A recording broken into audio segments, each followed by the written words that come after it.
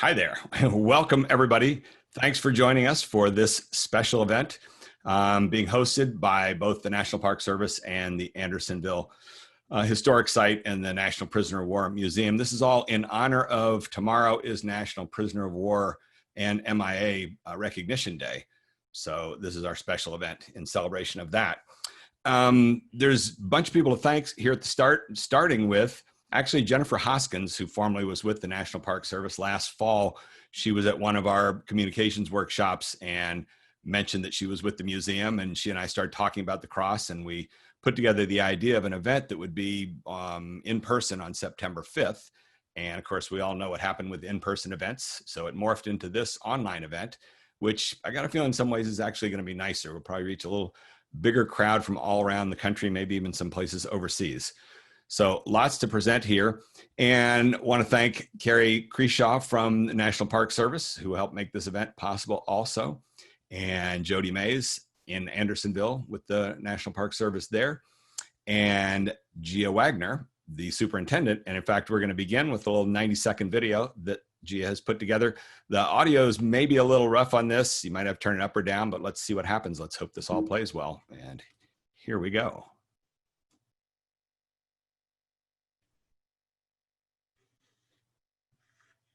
Hello, I'm Superintendent Gia Wagner. I'm happy to welcome you to the National Prisoner of War Museum here in Andersonville, Georgia, and to our online event in honor of National POW Missing in Action Recognition Day.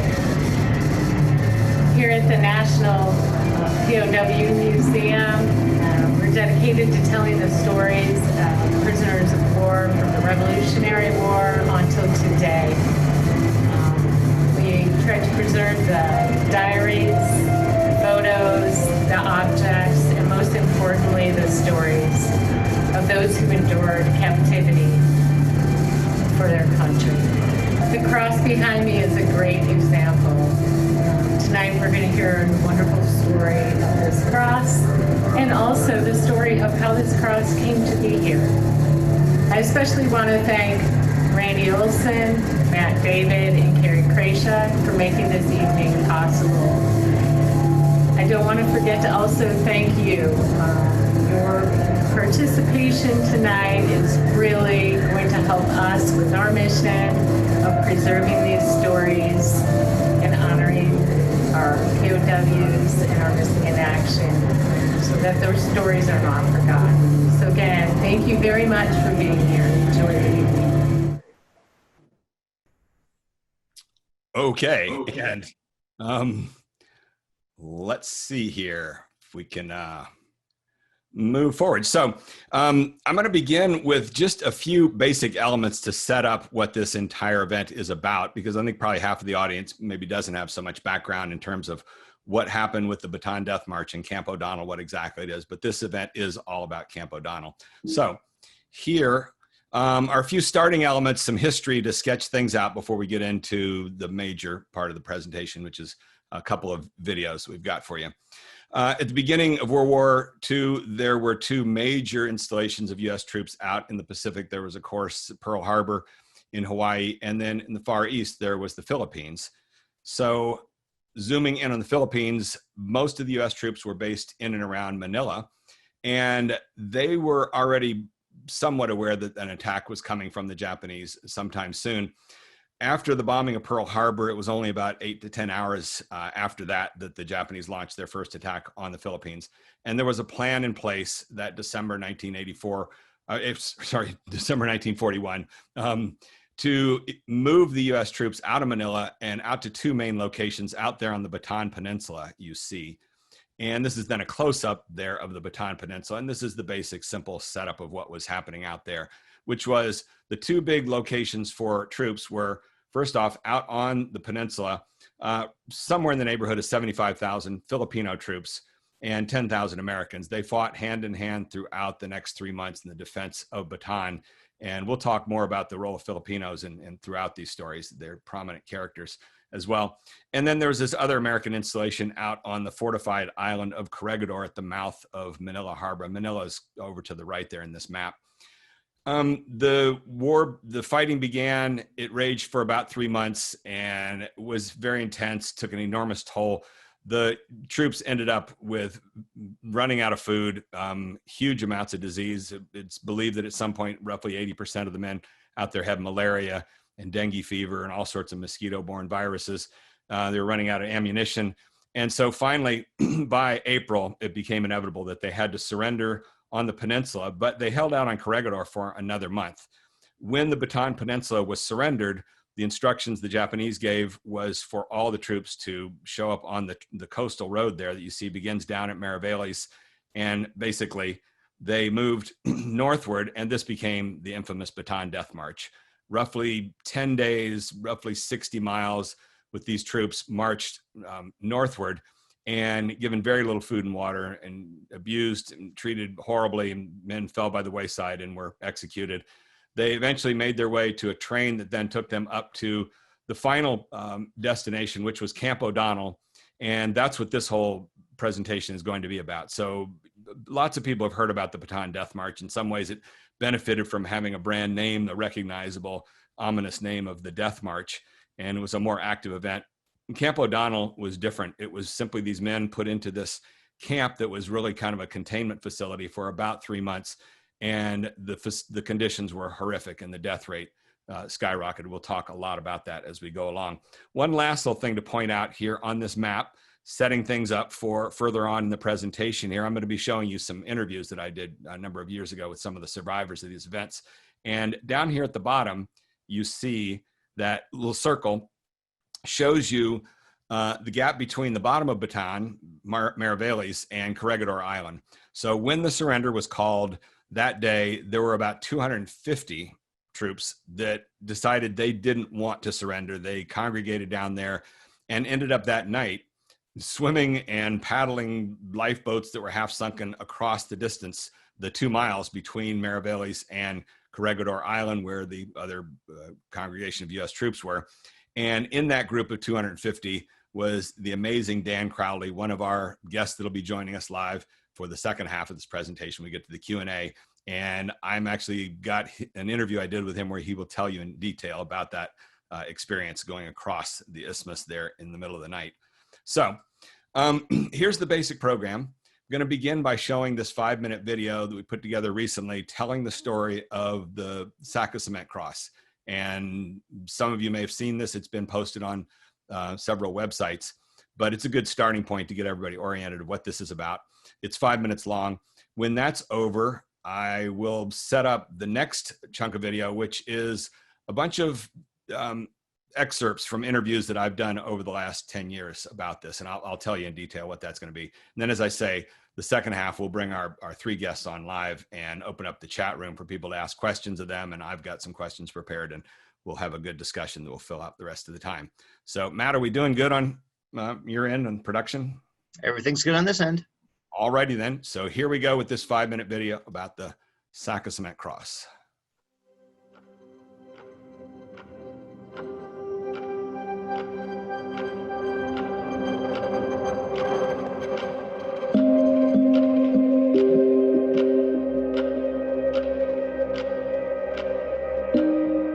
How do we honor those who give their lives in service to our country?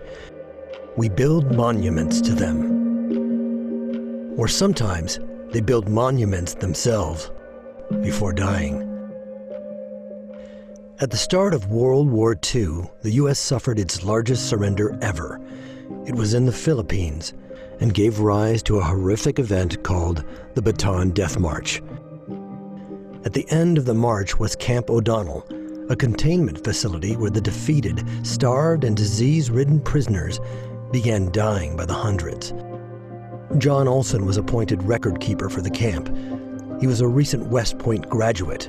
Roosevelt had spoken to his class. At O'Donnell, 1,547 Americans died and were dumped into mass graves. Olson recorded the name, hometown, and cause of death for each of them. After the war, he found himself haunted by the remembrance of those men. 2 decades later, he returned to the site of the infamous prison.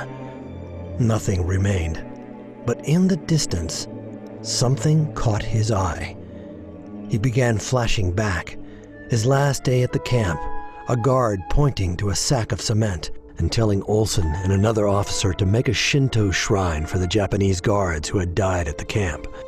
But Olson and his fellow officer joked that they should instead build a cross for the Americans, even if it might cost them their lives. Olson was called away before they could start mixing the cement. Now, it was 20 years later. He was looking at the sack of cement cross, abandoned, uncared for, left behind. For the next 30 years, Olson would make saving the cross his obsession. To strangers, it was just a forgotten war relic, but to him, it was the spirit of the men themselves. He published an article about it. He begged for help in saving it from deterioration. But when he made his case to the U.S. State Department, he was rebuffed at every turn. The politics with the Philippines were too complicated. He appealed to politicians in the Philippines. He wrote letter after letter. He begged members of Congress to help. His friends worried about his obsession with the cross. He had one powerful friend, Frank Walton, the Los Angeles chief of police, who was well connected. But Frank wrote to him, "The cross represents a poignant memento to the thousands that died at Camp O'Donnell, but I think it's fitting that it's there in that barren place. Any suggestion to move it someplace else is ridiculous." By 1992, the cross was doomed. The U.S. was handing back to the Philippines the land it was on. Growing anti-U.S. hostility guaranteed it would be destroyed. But the director of the National Prisoner of War Museum in Andersonville, Georgia, had told Olson if he could get the cross back to the U.S., they would put it on display. So in a final effort of desperation, John Olson flew to the Philippines, recruited a group of Navy SEALs, and got the cross to a barge in Subic Bay just days before the eruption of Mount Pinatubo, which would have destroyed it. 6 months later, the cross showed up at the National Prisoner of War Museum, where today, a quarter-century later, it remains one of the largest and most popular exhibits in the museum.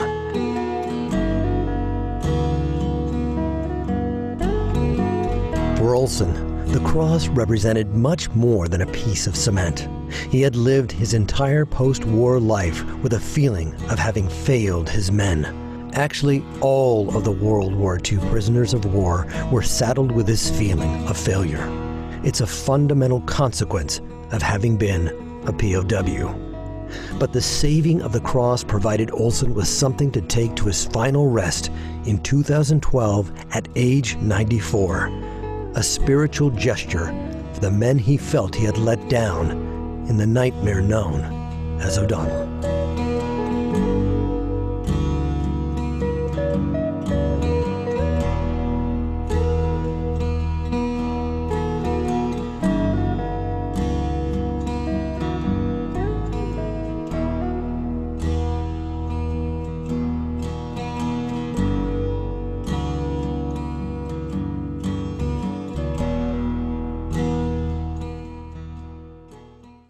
So that's the background to set up what we're going to be talking about here.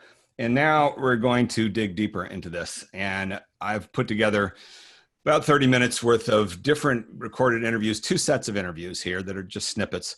The first of which are from interviews I did 9 years ago in 2011. And these involve 3 survivors of Camp O'Donnell. And then also 4th individual, Nicol Galbraith, his father was in Camp O'Donnell. He was actually a friend of my father's.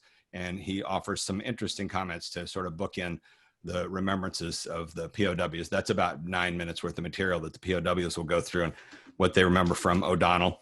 And then we've got our guests, each of whom I've recorded a short little, about 4 minutes with this past week, and put that together so you get an idea of who they are before we bring them on as a panel for the Q&A that will be the remainder of the event. John Eakin, I've got him giving about a 4-minute presentation. He wasn't able to join us, but he is our representative of the issue of MIA. He is an expert on that. He'll talk about that. So one last comment before we start these clips is about this. The Gavin Dawes wrote probably the most definitive book on the experiences of American prisoners of the Japanese, actually Allied prisoners of the Japanese. He interviewed over 200 prisoners. I had a couple lunches with him. My father was really good friends with him. He had a lot of respect for my father. And one of the things he said in his book was that so many of the POWs were angry at this wonderful movie when it came out, The Bridge on the River Kwai in 1957. And why were they so angry? You can see it in this photo here. Look over Alec Guinness's right shoulder there. You see one of the prisoners standing there, and look at his physique. You don't see any bones. He's not emaciated at all. The truth was, so that was the Hollywood version of the prison camps. The reality was this is a picture taken from the liberation of Bilibid at the end of the war, but these are representative of what happened to so many of these POWs. They were treated inhumanely. They were starved, emaciated, and on death's door. This is what you're going to hear about now. And by the way, these are not really stories for children to be listening to. They're pretty harsh and graphic, but the purpose here is to convey the truth. And that was what my father was consumed with. He ended up publishing the only book on Camp O'Donnell that is packed full of all the facts. He was the record keeper at Camp O'Donnell, and I know he wanted the truth to be maintained for people to remember exactly what happened there. So it's in that spirit that we're presenting these stories from these survivors. The first three of whom you'll hear from, all four of them are deceased. They died a few years after I did these interviews. So hopefully this is all going to work. Matt, you let me know if there's any problems with the video, but as I say, this is going to be about 30 minutes of recollections of a variety. So here we go.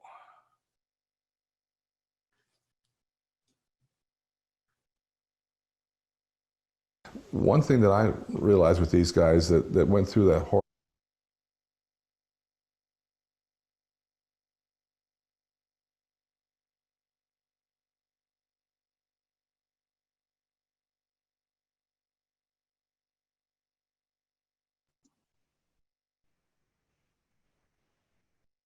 One thing that I realized with these guys that went through that horrible hell, don't push them to give you stories, because let them tell you the stories in their terms rather than trying to push them, because a lot of that is harmful to their psyche, and it still is even all these years later. And so that you have to let them be the leader in terms of how they're going to tell you what the experiences were.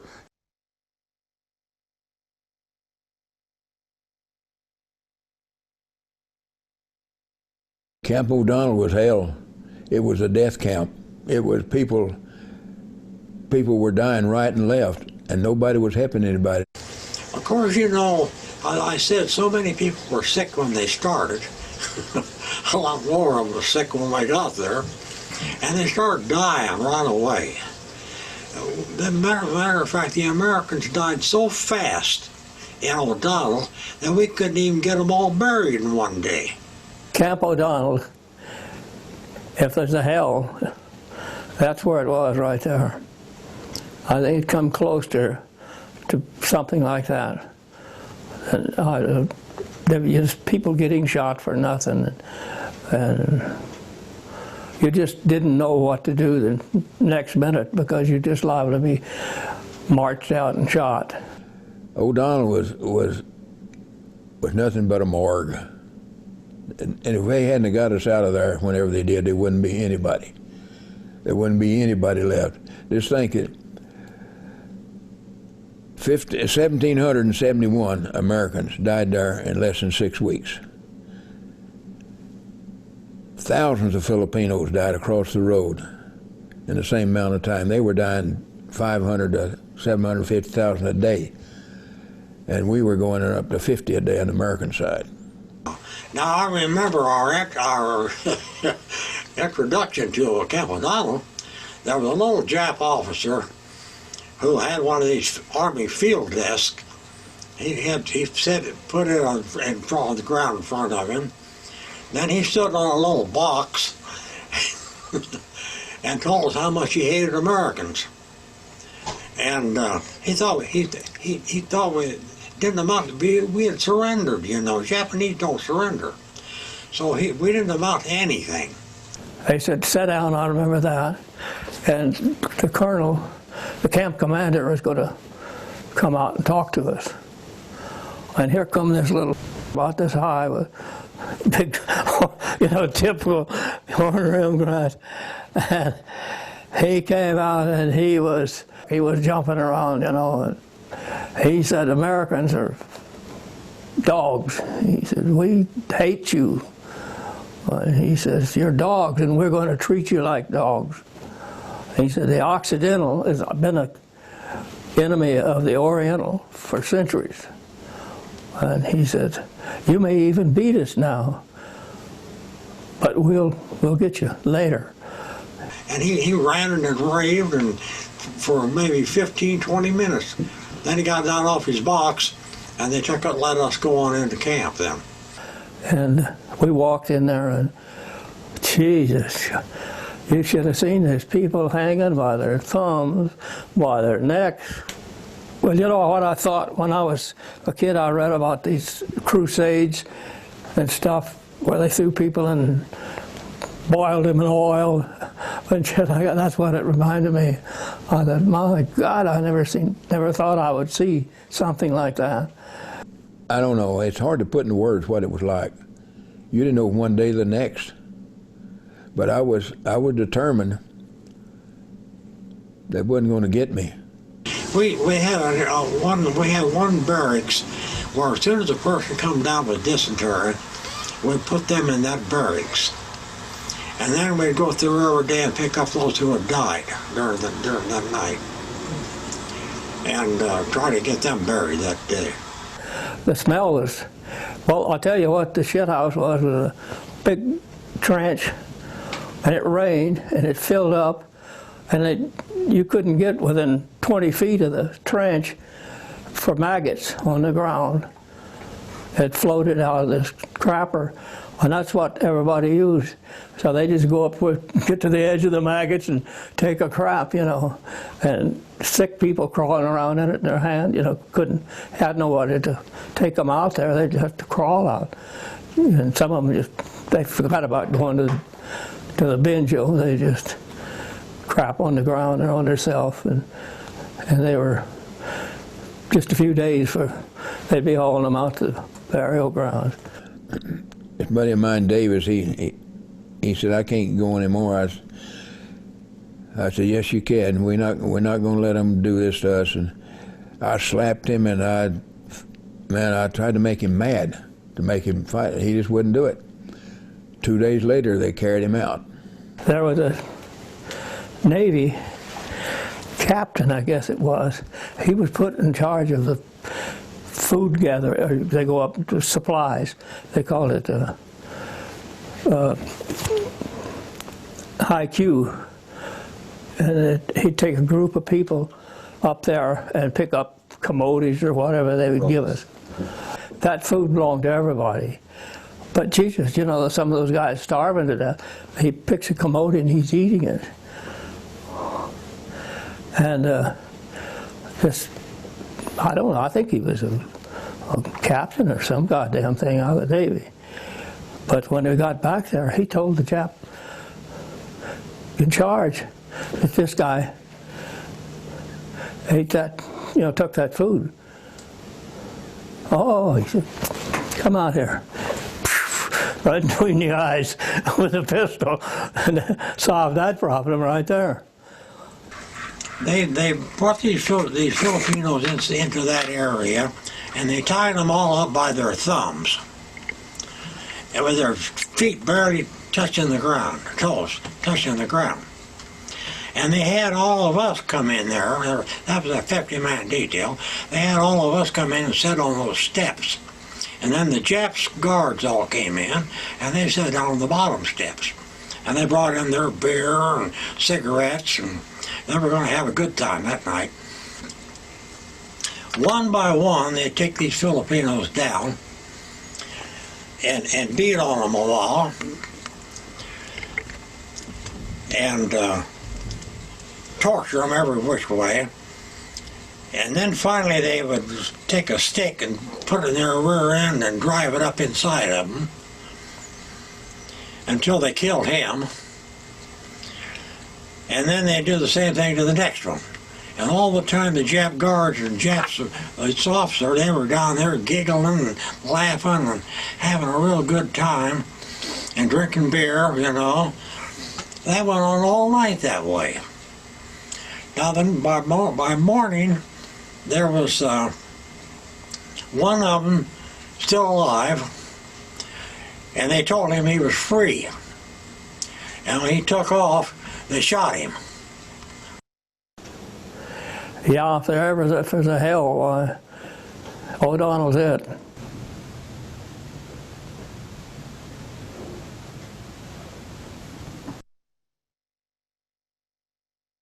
I have some direct knowledge of that from my father, and General Wainwright, who I knew as well when I was a high school boy. And General Wainwright was very courteous to me as my father's son, so I have some direct knowledge of that. And what they said specifically was, we lost our war. And that was the summary of it all. We lost our war. And General Wainwright actually said that to me one day that my father took me to luncheon with him. Well, it wasn't anything to be proud of. I mean, it's like if you played in a baseball game and you lost your ass, but good, you ain't going to go out hollering, you know, we got beat something awful. You know, you just keep your mouth shut and go home and think, there'll be another day. Our first guest is Chris Schaefer, who's an historian and Vietnam veteran with a long family history of military service. He's the author of Bataan Diary, which tells the tales of a group of American soldiers left behind in the Philippines at the start of World War II and the stories of their families back home. Chris also wrote the screenplay for the feature documentary Forgotten Soldiers with Don Plata. Well, a lot of these guys come back with a feeling of loss. They feel like they were supposed to have won, particularly against an enemy that we considered to be weak, like the Japanese. And in fact, they fought a losing battle on Bataan, not through their own fault, but because the promised supplies and reinforcements that they were supposed to get from the States never came in. So ultimately, their commander, General Edward King, surrendered his men rather than see any more of them slaughtered by the Japanese. So these guys weren't failures. They were actually failed by their superiors further up the line. The end result of that, though, was that the guys come back, like your previous fellow said, feeling like, well, we lost that game. That's not something we really want to talk about. Now, let me add to that. I interviewed about 10 of the survivors of Bataan, or prison camps, and many of them said they didn't bother telling the stories after a while because nobody would believe them about the cruelty that they experienced. Was the cruelty real? The cruelty was very real. There was two basic problems. One was that the Japanese committed just utter neglect with regard to the prisoners. Diseases were absolutely rampant throughout Camp O'Donnell. The sanitary conditions there were virtually non-existent. Flies covered the food. The open trenches were the only latrines they had available to them. Malaria, dengue fever, and dysentery swept through the camp. The Japanese provided no medical care, no medical medicines at all. And on top of that, you had the cruelty of some of the Japanese guards who made no bones at all about torturing prisoners or just killing prisoners for the most minor transgressions. So the prisoners themselves were living in a situation where they felt like they had been largely abandoned by their country. They were in the hands of a cruel group of people who not only would abuse them and kill them on the spot, but didn't even provide basic food and medications for those who were sick and dying. And they were dying at the rate, it started off about 50 a day in April. By July, it was up to 400 men per day going to the graveyard. Now, my father wrote the one book about O'Donnell, Andersonville of the Pacific was his title. And there are no other books on Camp O'Donnell, and there's just very few recollections remaining these days. People just don't remember what went on at Camp O'Donnell. Why is it important to remember the experiences of these men? Well, there's two reasons. One is for today's modern soldiers.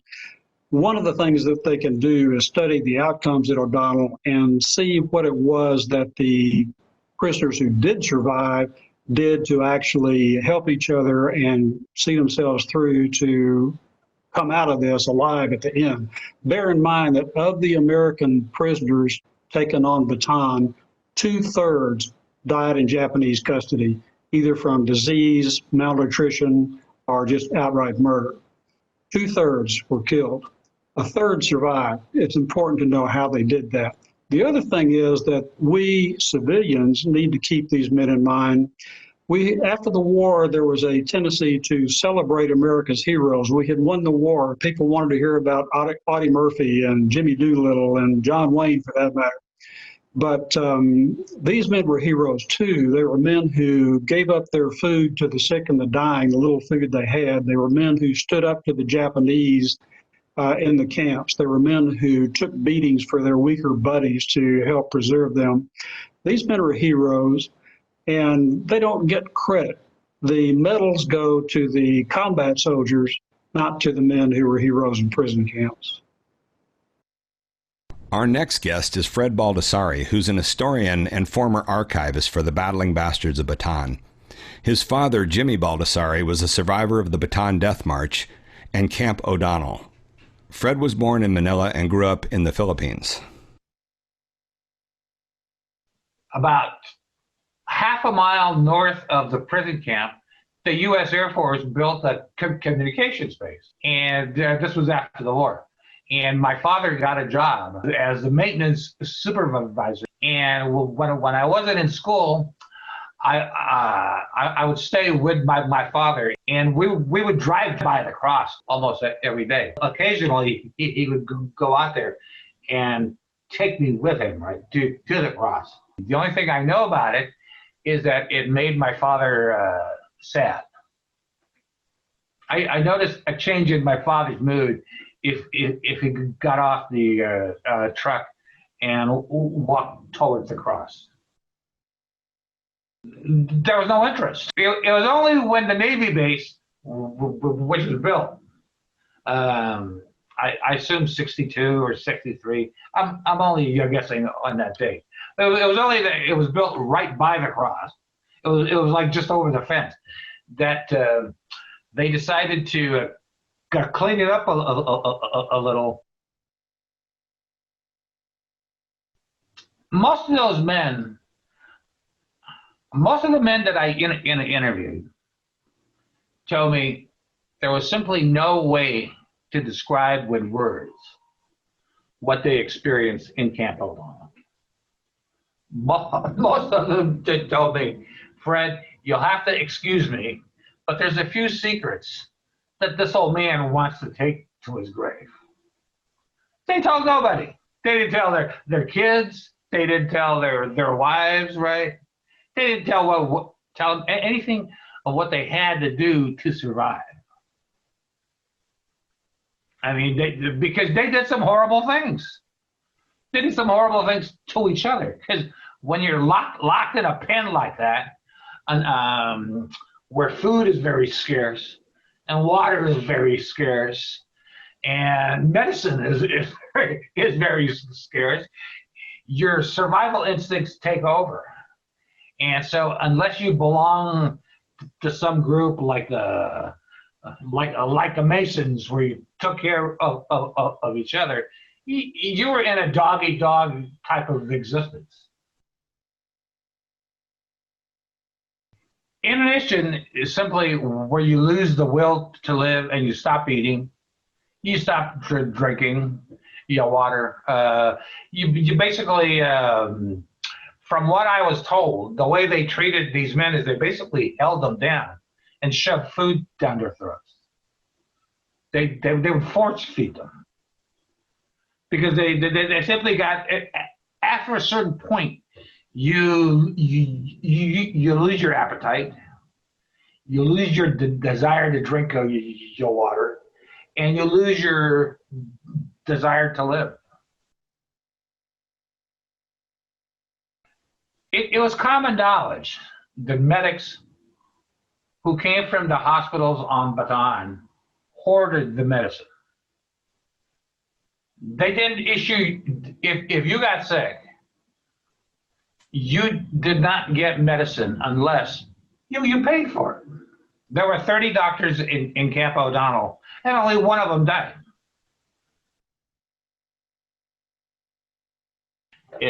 After all those men were died and were buried there, The only thing left behind was that cross. that 7-foot cement cross was the only thing that one could see, that one knew that people died there. I mean, it was the only marker, right? I mean, that's why the cross is so important. Our next guest, Dan Crowley, requires an extra special introduction. He's now 98 years young and still as feisty as he was on the day in April 1942 when he was ordered to surrender on the Bataan Peninsula. Dan is always quick to make clear the use of this word, surrender. I did not surrender. I was surrendered by my country through Major General Edward King, who had been the man at the top in the defense of Bataan in the Philippines. He stated to large groups, remember, if any of you are lucky enough to get home, you did not surrender. I surrendered you. There's a vast difference. I interviewed Dan 9 years ago when he was a mere 89 years of age. I want to now share 10 minutes of that 2-hour interview. On that day of surrender on Bataan, approximately 250 men chose to evade the surrender by jumping into the water and traversing the 2 miles of open ocean to Corregidor during the night. Dan was one of them. So the order went out. Assemble on the tip of Bataan at Marvelis, the little village on the tip, and wait to be taken. So we all converged through the jungle, dribbled, small groups, singles, large groups, poured down into Marvelis and lined up. But a few of us said, screw this.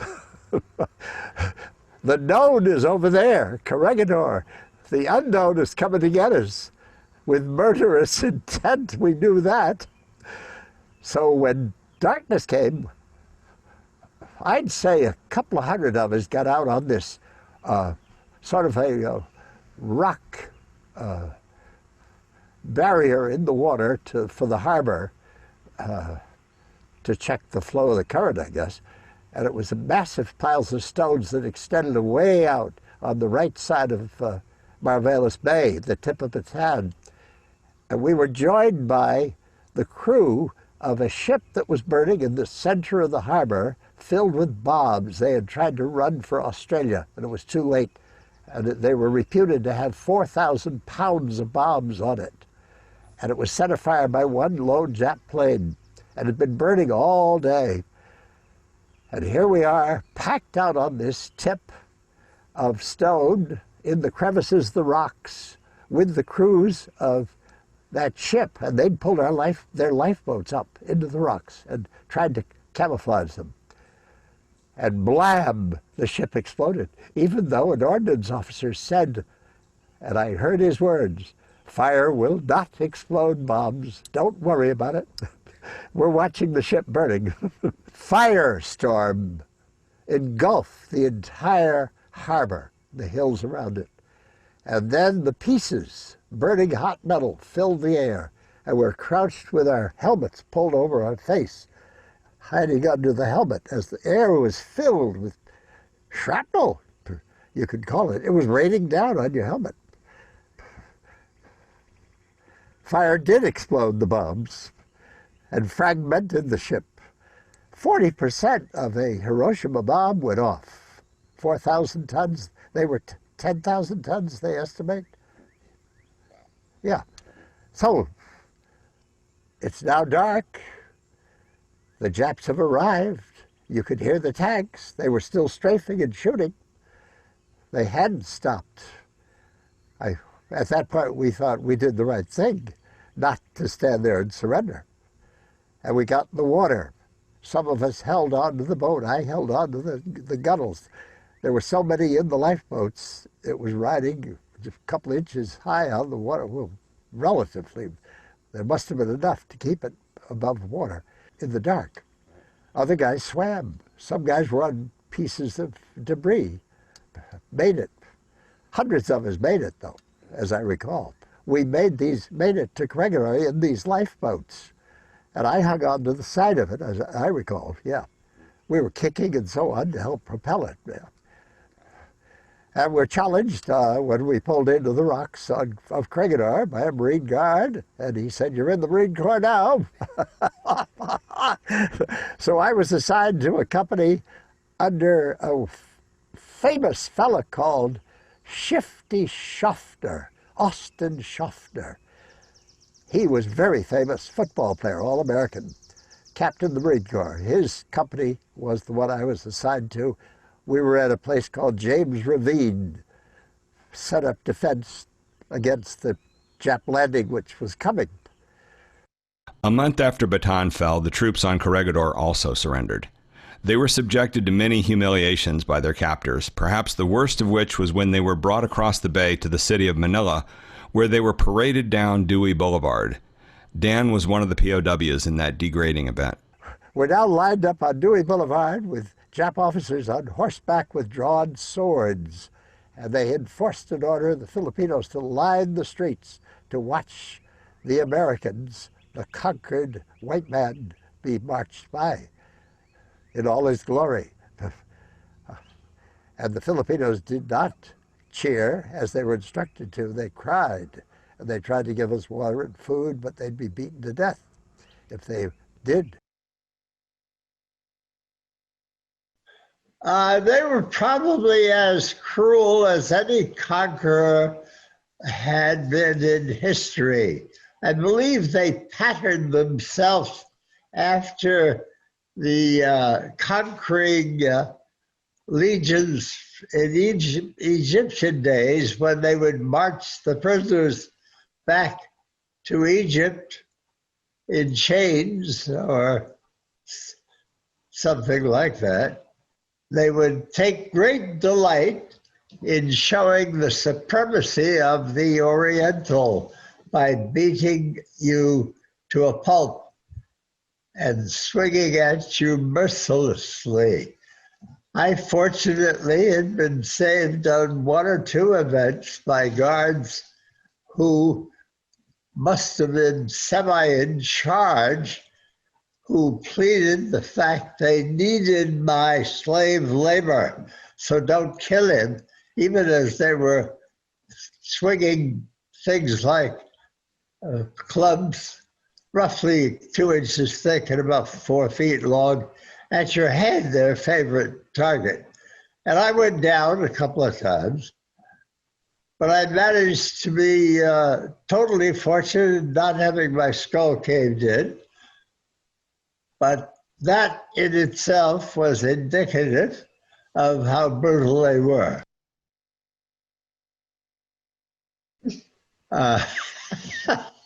That's quite a leading question nowadays. How can you be a loser if you had nothing to do with achieving that status of prisoner of war? You were totally helpless. At the point of the bayonet, you were told to do things, and if you didn't, the bayonet was jammed into you. My oldest brother, who had been in the merchandising field for many years with top department stores, warned me, do not mention the fact that you were a prisoner of war of the Japanese. It's not going to benefit you at all. In fact, it will be harmful. It was assumed that we were, at this point, severely harmed, mentally primarily, by the experience. So the typical business would not want to take any chances on us as a representative of their business. But I made out by sheer dogmatic determination that if the Japanese couldn't get me, the Americans can't get me either. Our final guest wasn't able to join us this evening. He was booked for another event. But I recorded this short interview with him. He's John Eakin, and he gives voice to the other part of tomorrow's Recognition Day, the MIA, or Missing in Action. As John will tell about, his life was changed by the realization that his cousin, Private Arthur Bud Kelder, died in the Philippines at the start of World War II, but his remains were never identified. John's journey to identify his cousin's remains eventually led him into 4 frustrating lawsuits against the Department of Defense.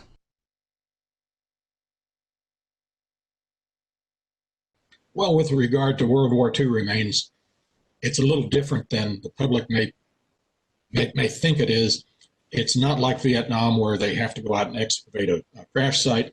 Most of the World War II remains, better than 90% of the recoverables have already been recovered, and they're buried as unknowns in American overseas cemeteries. That's half the problem. The other half of the problem is that the Department of Defense is not very transparent.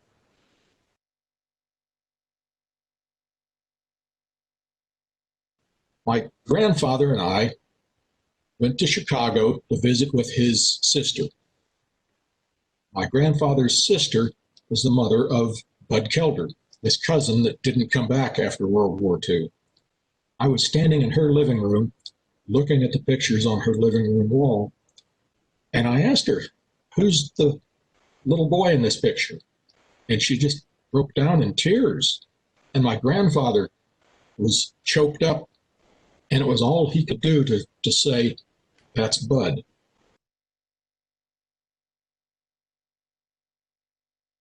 You know, World War II, everyone served. My dad, my uncles, everyone went off to war, but only this one cousin didn't come back. And so I started researching him in 2009, and I had no idea that it was going to lead me into almost a second career.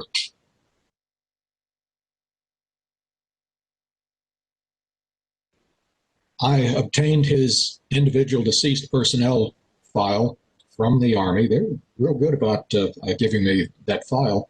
And it was immediately obvious what had happened, that he had been buried in this POW camp, and he was currently buried as an unknown in Manila.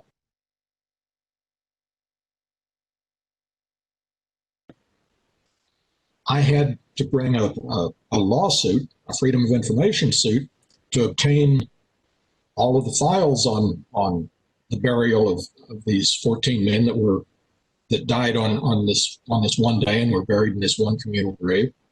They fought me every step of the way. It took almost 3 years just to get the basic files on his burial.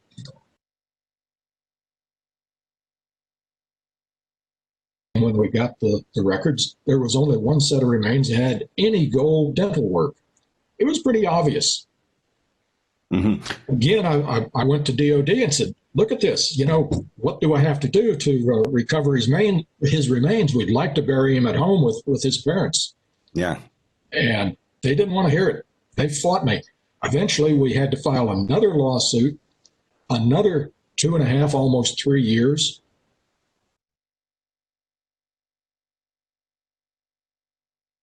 As a result of getting his records, I got all the records on 10,000 unknowns worldwide. I'm living proof you should be careful what you ask for because you might get it. I have terabytes of data, and families come to me. I have a blog, it's batanmissing.com, and they read the story of Bud Kelder and some of these other cases that I've been involved in, and they come to me asking for records, and I do the best that I can to help them. My blog is batanmissing.com. My email address is batanmissing@gmail.com. I'm more than happy to do anything that I can to help any family or even a legitimate researcher that's not a family member.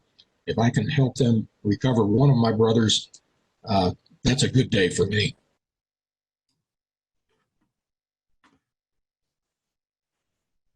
Okay, Matt, am I back? You are back. Wonderful. Okay. So just 2 more things I've got to present, and then we'll bring on our three guests in probably about 5 minutes, and the remainder of the time we'll have for Q&A. And when we bring them on, we'll open up the chat room so people can type in questions. We've got two moderators. They'll be reading your questions out. Just one comment I want to say in setting that up, though, is those interviews that you saw at the beginning of that sequence there, the three survivors of O'Donnell, those were all done 9 years ago. And this issue about the psychology of having been a prisoner of war is very big and broad and stretches across the decades all the way back to as soon as they came back from that experience. Nobody knew the depth of damage psychologically done to them. They weren't prepared for it. There was no such thing as PTSD, and they all dealt with it on their own largely. The 10 that I interviewed all had really painful stories of over the years, the things that happened. You heard Dan Crowley talk about there. His brother advised him, don't even bother mentioning you're a POW when you apply for jobs. There was a stigma and there was discrimination, all of those things they dealt with. Furthermore, my father and people like him that were lifetime military got an extra burden, which was they got set behind in their career. He graduated from West Point in 1939 and immediately, 2 years later is thrown into prison camp. And so while all of his classmates were making advances during the war, everybody that was in prison camp just fell behind by 3 years and never was able to make up for that time. That really handicapped him for the rest of his entire career. So the bottom line is this is a very big, broad issue. That's the context we're interested in discussing. And we don't want any political comments in the questions that come into the blog. This is not at all about current debates and things like that going on. This is the bigger, broader issue of POWs and their story and their dynamics over the ages. The second thing is I want to finish with one last little piece of media to share with you. And this is just audio.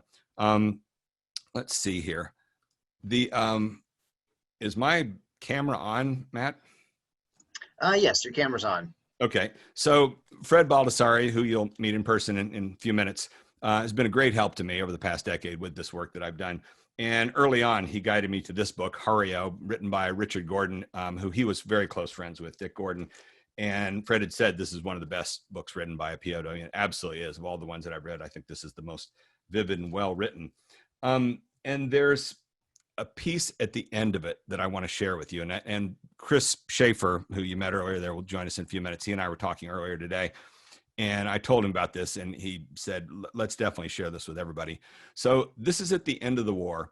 And Dick Gordon was on a ship that was coming back with, a couple thousand, I think, American POWs.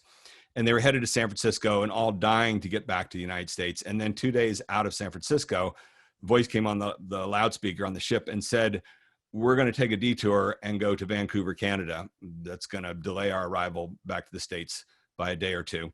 They were all frustrated, but they respected, there were the 500 Canadians. They knew they wanted to get home as well. Thought it was a nice gesture. So what I'm going to read you here, and actually I recorded my reading it because I got to tell you, I get emotional just hearing this story. Let's see here. Hope I can get this to play. So this is 2 minutes out of his book, Hario, and it picks up as they're in the middle of the night coming into the harbor. So let's see if this plays. Yeah, here we go. Just think of this as being like a podcast for 2 minutes.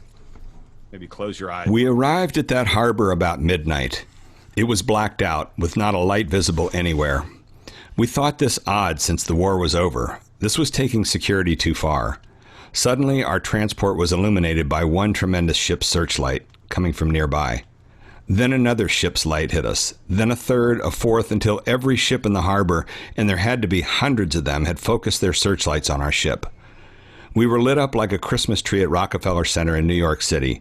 From every ship in the harbor and from the shore itself came the sound of whistles and horns. Literally hundreds of them were blasting their welcome to us.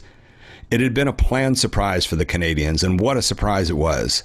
There wasn't a dry-eye Canadian or American aboard that ship that night. The din continued for at least 30 minutes as the ship slid alongside its pier.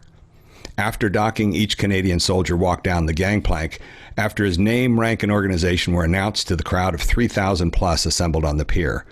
Each one, so introduced, received a terrific burst of applause as he stepped on Canadian soil again.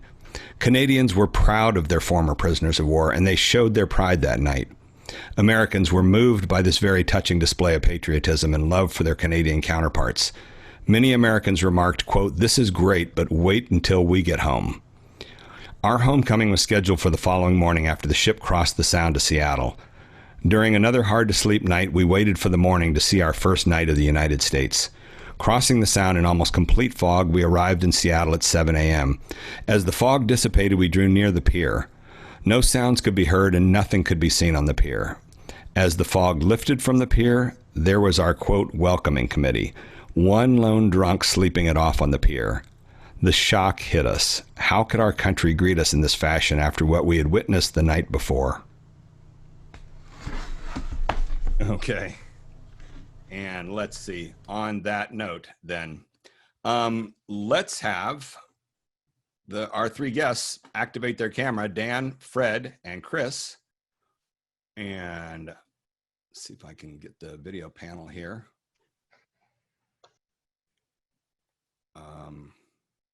Matt, are you there? I am here. Okay. I'm not seeing the video panel. Have we got anybody on board so far? Yeah, it looks like Chris is muting himself, turning his video on. You want the video panel? It's the controls at the very top. You click the ... more button. Yeah, I know. I'm doing that and it's not doing it for me. Oh. Interesting. Suddenly, but keep trying. Oops. Shucks. Interesting. And once again, trying the more. Okay, we got that. And okay, well, let's just take it from here. And so we have our three guests. Is Fred activated too? Hopefully he'll join us eventually. But let's begin with, I'm going to put one or two questions to each of them. We've got about 25 minutes here to dig into things. Chris, for starters, can you say a few words about the Philippine soldiers and their role in Bataan and in O'Donnell? Yes, we're here to talk about the American prisoners that were our POWs. But the fact is that at the beginning of World War II, the U.S. Army in the Philippines was composed primarily of Filipino soldiers. The Philippine Army was kind of like our National Guard, and they had been incorporated into the U.S. Army. So of the 70,000 Filipino soldiers that were on Bataan, and about 16,000 American soldiers on Bataan comprised the army that MacArthur had to work with. Once the General King surrendered, that entire group was on the death march going to Camp O'Donnell, and literally thousands of Filipinos and Americans were killed along the way on the death march. Once they get to Camp O'Donnell, they met the horrible conditions that you've heard described here this evening. When we talk about 400 a day dying, the large majority of those, of course, were the Filipinos. The conditions on their side of the camp, the Japanese had separated the Filipinos and the Americans into two different groups, were as bad or worse, actually worse than the American side. And Colonel Olson, or Captain Olson at that time, the guy who brought the cross back to the United States, the guy who was the adjutant and as Randy's father,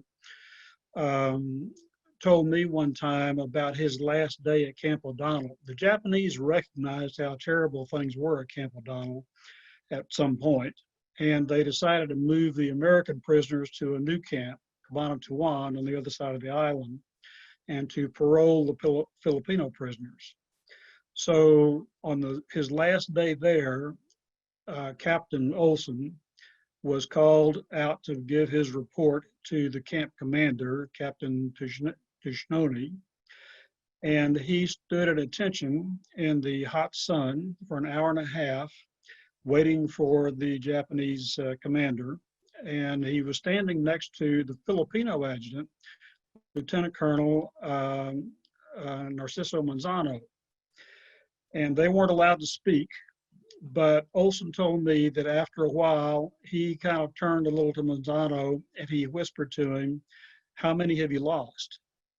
And Manzano whispered back, 19,000. Now, they had only been at Camp O'Donnell for 2.5 months. 19,000 of the 55,000 Filipino prisoners there were already dead. It was going to take the Japanese another 6 months to parole the surviving prisoners. By the time they did, another 6,000 had died. Half of the Filipino prisoners at Camp O'Donnell died there. Let me ask Fred to add on. Fred, are you with us? Can you hear me? Yeah, I hear you. Fred, can you add? I have no video, but. Okay, well, we can hear you just fine. Okay. Can you add a few thoughts about the health conditions there? You've described it as a petri dish.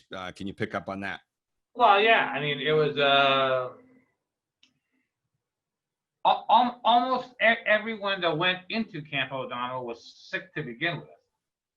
And when they went in there, they just started like infecting each other. They were there was nothing sanitary at all about Camp O'Donnell. Also, what a lot of people, what many historians neglect to mention is that the Japanese were also very sick. So then you had one of the problems with medicine in Camp O'Donnell was the Japanese wanted the medicine for themselves because they had malaria, they had dysentery, right? They had all the same diseases that the like Americans had, and since they were the victors, they got to keep the medicine. Okay, let me ask a question. By the way, everybody feel free now to type in any questions you want into the chat log there, and we'll spot them and read them out.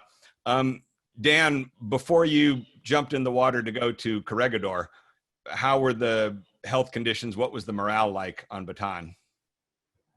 On Bataan? It was simply, where the hell do you go from here? Because we'd reached the tip, the end, the water. There was only one place possible to go, and that was Corregidor. We were unfamiliar with it, of course, but that was it. We had been defending Bataan with World War I weapons. Our rifles were the classic immortal Springfield, manufactured up the road, Springfield, Mass. The Springfield 03, each time you wanted to pull the trigger and shoot around, you had to cock it manually by hand instead of just pulling the trigger in the types of rifles that the American infantryman is issued today. Of course, we weren't considered infantry. We were absolutely in a designated area that didn't ever happen. The United States had never surrendered an entire military command to an enemy in wartime. Well, let me ask you a question. Before you began in the combat, how many months of training had you undergone as a military man? None at all. I had a cotton uniform that in New Rochelle, New York, on the island of where Fort Slocum was located. And we were kept on the roster as military people, but we were simply civilians in disguise.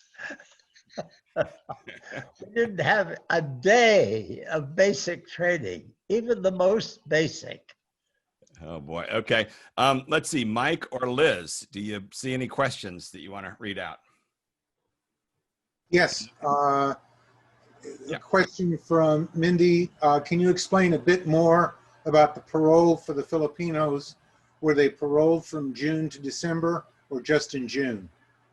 Why don't we start with Chris? Want to take a shot at that and maybe? Yeah, they began paroling them in, could have been late June, but mainly in July, and that went on through December. They paroled men from Manila first, and then from provinces where there was no guerrilla activity, and then finally to the rebel provinces, the places where there was guerrilla activity. And during that period of time, even while these guys are sitting there knowing that they're going to go home, you still had a very high death rate among those prisoners. And Fred, was it the situation the Philippines were so impoverished there simply wasn't any medicine or healthcare organizations? Philippines was a very modern country by Asian standards. I mean, it was they had European. There was a very large European pharmaceutical company in Manila called Zwillig, and they were cranking out medicine like crazy. I mean, if you read books about Japanese occupation of Manila or Cebu or Davao, it's like war never really hit them until late 1944.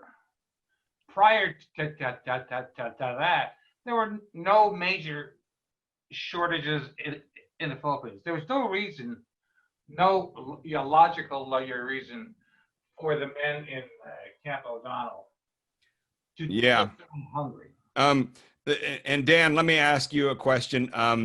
You spent an entire year on Palawan Island, is that correct? Year and a half. Year and a half. Year and a half, okay, great. And what were the health conditions there with the prisoners that were sent out there? We were worked so hard, we had no time to be sick. The labor that we performed by hand in creating a roughly 3,000-foot airstrip out of jungle was so horrendously brutal manual labor. No one could believe that it could be done. But I managed to achieve the glory of having been assigned to some of the worst details in the worst possible place, starting with unloading the powdered cement, and I think the bags weighed almost 100 pounds, and we were down in the hold of the ship that was bringing the powdered cement to mix for the airstrip, and one fellow stood on one side of the net made of rope, and I was on the other. And we were all day long tossing these bags of cement around with very little sustenance to give us the energy to do it. But it was achieved with the most marvelous sustenance. The clubs, we called them vitamin sticks. Great, okay. So the clubs called vitamin sticks would get you moving even when you didn't feel like wiggling a finger.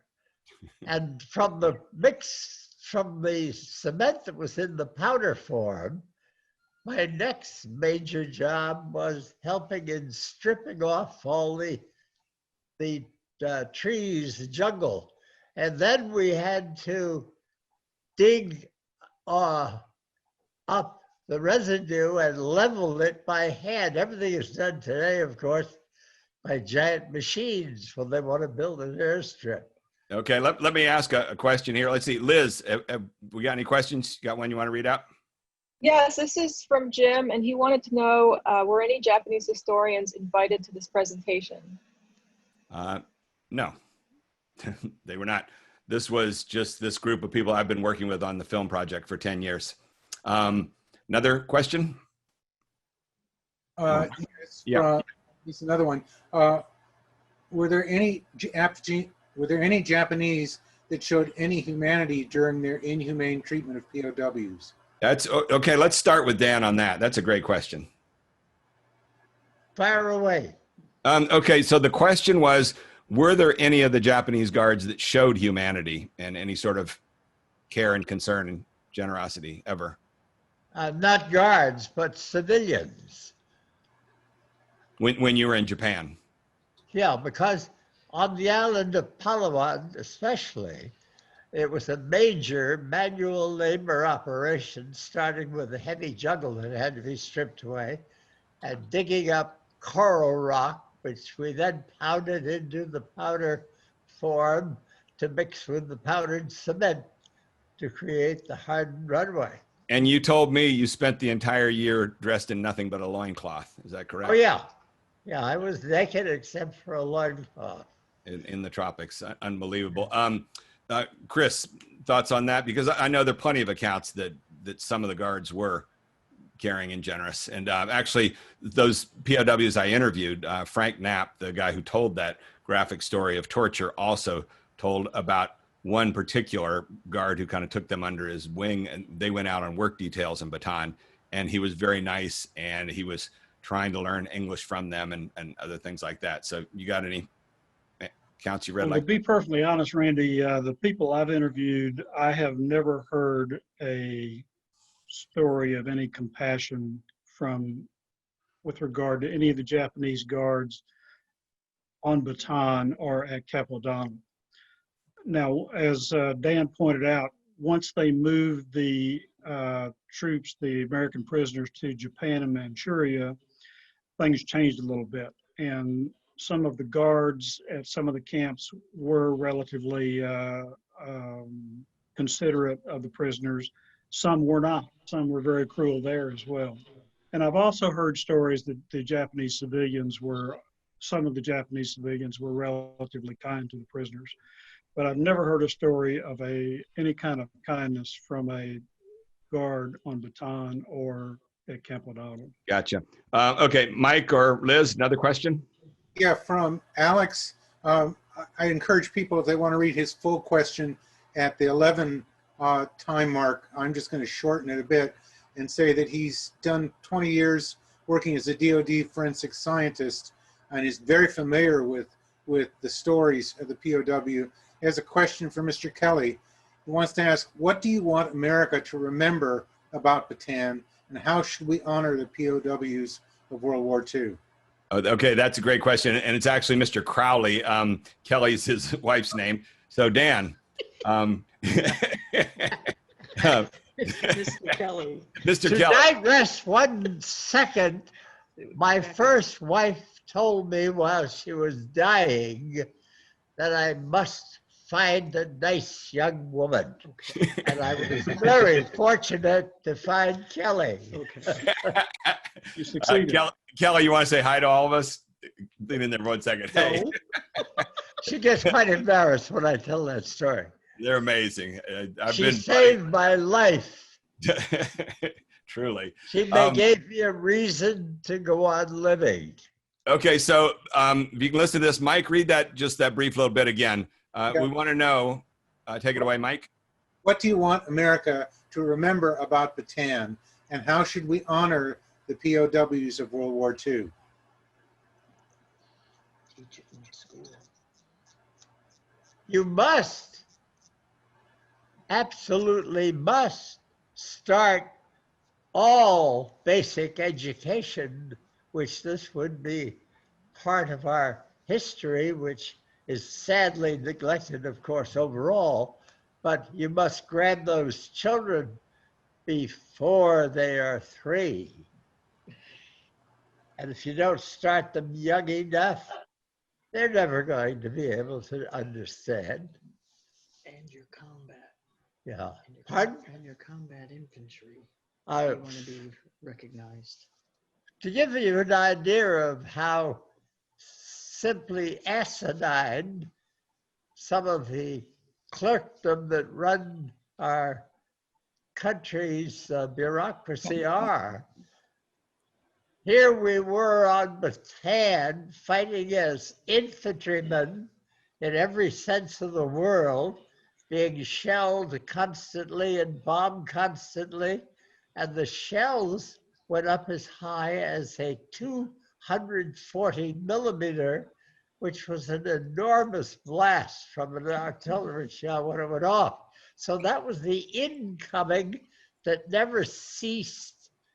And it was a constant destruction of jungle in small patches from these huge attacks with artillery and mortars when the Japs were doing their conquering routine.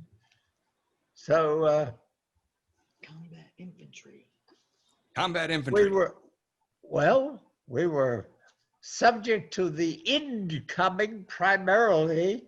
The outgoing was with antiquated World War I personal fighting equipment. That was the infamous or famous 03. Okay, let's move on to another question here, and let's see, Liz, you got another one, or Mike? Look at the data. Oh yes, this is from Matthew from Jim Knudsen. My uncle is MIA from the march. He was with 194th Tank Battalion from Brainerd, Minnesota. We had one surviving member of the march, Walt Straka. He is now 101 in a nursing home. Is there a record of how many survivors of the march and war are still alive? Fred, are you in touch with that? I don't know of too many. I only know of James Bolich from Louisiana, and a guy named Scarton, who's also from Louisiana. Those the only two are just. That's how on the thing I was. Okay. But it's being recorded. And Chris, did you have anything to say on that? Unfortunately, there is no central record keeping by the Department of Defense or anybody else that I'm aware of veterans once they separate from the service. And I found this rather frustrating when I was first starting to do research into this whole area. I kind of expected I would be able to find a directory of some sort of living veterans from these different actions, but there doesn't seem to be one in existence. The American Defenders of Bataan and Corregidor organization probably has the most complete list of people who are still alive who were actually on Bataan and Corregidor, but okay. They don't have everybody. Okay, we got about 5 more minutes for questions. Liz or Mike, another question? I have one. It's actually essentially a yes or no question from Rick. He said, my father was assigned to the 60th CAC Battery E, Jesse Doyle Bellflower. His battery took over Battery Way. It's a long shot, but just wondering if anyone here knew him. Maybe type into the chat log if anybody did. So yeah, that's worth taking a shot at. And another question. Oh, Dan, you've gotten muted here suddenly. Kelly, can you? Everyone I knew who had been in the slightest, you could call a familiar person to me, is gone. So I am guessing that I'm one of probably a half a dozen alive. I can't think of how there would be any more alive based on the numbers that have come forward and have been dug up in research. I think ADBC has about 20 or so. Kelly, my wife, thinks there's 20 on record. And Dan, what is the secret to your longevity? Kelly. A good woman, dark chocolate, and red wine help. Perfect. Another question. I'm sorry, I was very slow. Oh, you're muting now. We'll go on to another question. Mike or Liz? That's fantastic. Okay, this is sort of two, but we could go to either. Robert wanted to hear more about the men who built the cross, and Rick wanted to hear if Jim could talk about Garage 92, where the prisoners were held before being shipped to Manila. Okay, great. And so I'm guessing that's Robert Gallegos, who got in touch with me a number of years ago. And correct me if I'm wrong, Robert, but I think it was your uncle that you came across some of his papers, and he had an article about the cross, and he'd written in the margin, I helped build this. And as I recall, your uncle was with the National Guard in New Mexico, and he had carpentry skills. And in fact, the construction of that cross was a pretty sophisticated job. They created a wooden mold and poured the cement, and it's a little bit of a distortion, the title, the sack of cement cross. There were, as Dick Gordon says in his book, Horeo, there were a lot more than just one sack of cement involved in making that cross.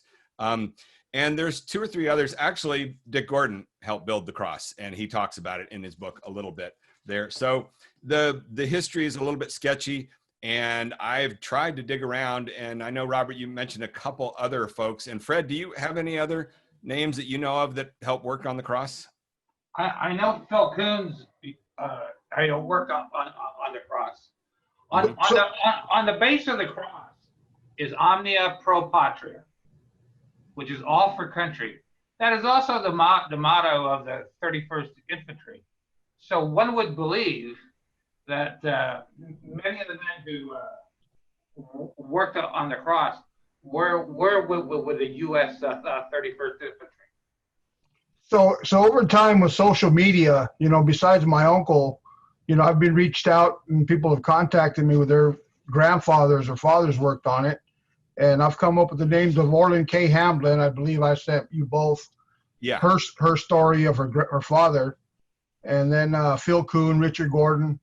I just came across another lady contacted me. Her father worked on the cross, Frank DeVivo. And then, of course, William R. Evans, which is also of the 200. So there's quite a few out there that, haven't been mentioned and that I've run across and people have contacted me by social media, and no, that's great. And to be remembered as well. Yeah, no, I appreciate your conveying that, because the history of it is just so, everything was obliterated there after the surrender. So there were no records pretty much left in trying to reconstruct. Albert Fullerton. Who's that? Captain Albert Duke Fullerton of the 12th Quartermaster Corps. He was in charge of the cemetery in Camp Baldassarre. He made an entry in a report where he said a concrete monument in the form of a cement cross is installed in the space between plots O and C. Interesting. On July 5th, 1942. Okay, we're losing you on the audio, but I want to hear more about that. I'll talk to you in the next few days about that. Gia, are you there? Can you activate your camera? Because we're getting at the end of our 90 minutes. We got about 2 minutes left. And Gia, can you join us? Yes, I'm sorry. My signal is so bad. I can't be on camera. Okay. But I apologize for that. Okay, so let's see. Gia is the superintendent, once again, of Andersonville and the Prisoner of War Museum being located there. And I wonder if there might be somebody eventually there at the Prisoner of War Museum who could help serve as a clearinghouse to compile all this knowledge that we're slowly gathering bits and pieces about the cross, the background on it. That would really be nice. But can you kind of wrap things up here with a few words on where you guys are located and why everybody should come down there eventually and pay a visit when we get back to being social? Yeah. Take it away. Yeah. Right. Thank you. Thank you so much, Randy, and all of our panelists. I learned a lot tonight, so thank you.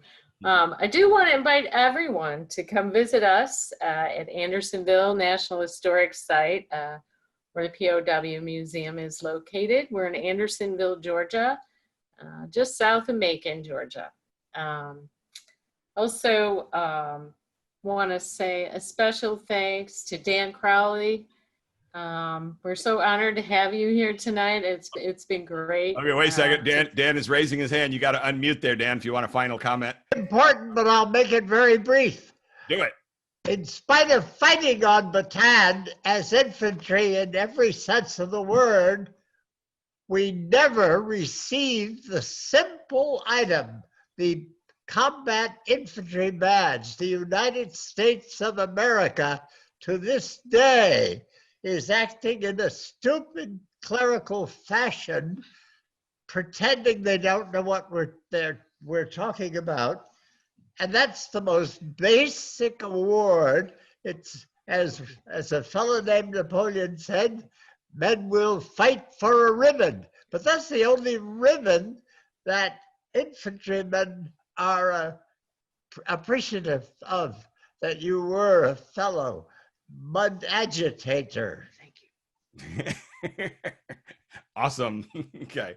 And on that final note, Gia, unless you have anything else to add to it, this is the end of our 90 minutes. This has been wonderful. Thank you all very, very much for joining us. And let's do something else like this again somewhere down the road. Thanks, everybody.